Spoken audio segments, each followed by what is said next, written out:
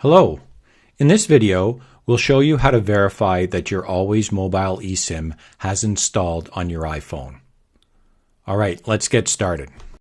From your home screen, click Settings. Then click Cellular.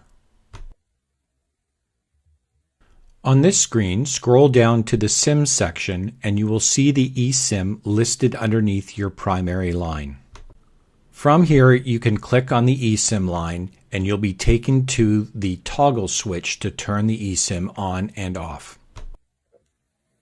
Turn the eSIM line on and then back up to the previous screen where you can click the eSIM line again and be taken to the eSIM settings.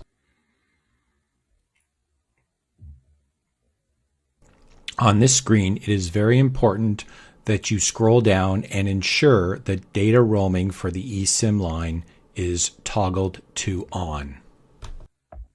Your eSIM line is now properly installed and ready for your arrival at your destination.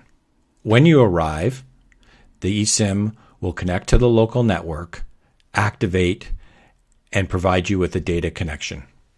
Thank you.